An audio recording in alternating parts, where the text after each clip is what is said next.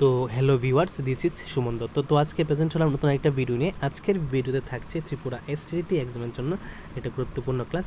সেই ক্লাসে আমরা হিস্ট্রি থেকে কিছু গুরুত্বপূর্ণ প্রশ্ন শিখবো। সেই প্রশ্নগুলো মেবি 500 প্লাস হবে টোটাল।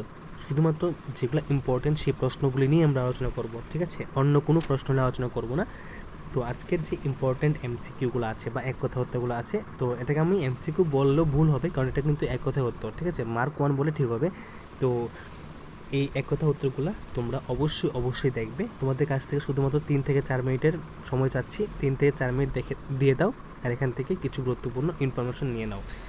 তো আমি এই ভিডিও শেষে 100 ভিউসের একটা টার্গেট রাখছি, দেখি কতটুকু পূর্ণ হয়, ঠিক আছে? তো প্রথম প্রশ্ন, বাণভট্টের রচনা কি? হর্ষচরিত। হর্ষচরিত কার লেখা? বাণভট্টের। বিহন্নের কি লেখা? বিক্রমাঙ্কদেব, ঠিক আছে? বিক্রমাঙ্কদেব চরিত। সন্ধ্যাকর নন্দী রচনা হলো রামচরিত। বাগবতী রাজের রচনা কি? গৌরবহু। কি? গৌরবহু। তারপর পাণিনির রচনা কি? অষ্টাধ্যায়ী। অষ্টাধ্যায়ী। কি? পাণিনির রচনা কি? অষ্টাধ্যায়ী। পতঞ্জলির রচনা কি? মহাভাষ্য। কি? মহাভাষ্য। তারপর ঐতিহাসিক গ্রন্থ মেরুতুঙ্গের, ঠিক আছে? এটা প্রবন্ধ চিন্তামণি, গুজরাটের রাজবৃত্ত। মানে যেখানে দেখবে মেরুতুঙ্গের লেখা আছে ওইখানে প্রবন্ধ চিন্তামণি থাকবে আর গুজরাটের রাজবৃত্ত থাকবে। কলহন রচিত কি? রাজতরঙ্গিনী, ঠিক আছে? কলহন রচিত কি? রাজতরঙ্গিনী। এটা কাশ্মীরের রাজবৃত্ত। সময়টা হলো 1150 খ্রিস্টাব্দে। সোমেশ্বর কি রচনা করেছিলেন? রাসমালা। রাসমালা কার লেখা? সোমেশ্বরের লেখা। নাটক শূদ্রকের রচিত কি? মৃচ্ছকটিকম। কি? মৃচ্ছকটিকম। শূদ্রকের কি রচনা?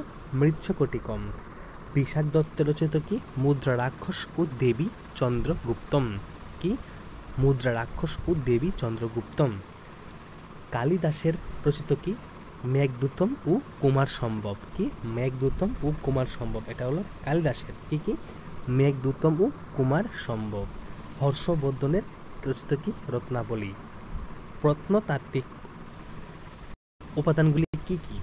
এটা হলো 4টা: লেখ, মুদ্রা, স্থাপত্য, ভাস্কর্য।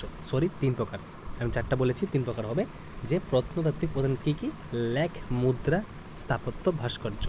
তো মনে রাখবে, প্রাচীন ভারতের ইতিহাসের মধ্যে কিন্তু মুদ্রা একটা খুবই গুরুত্বপূর্ণ, কারণ মুদ্রার মধ্যে কি থাকে? সন থাকে, তারিখ থাকে, রাজার চিহ্ন থাকে, মন্দিরের চিহ্ন থাকে, সব কিছু চিহ্ন থাকে।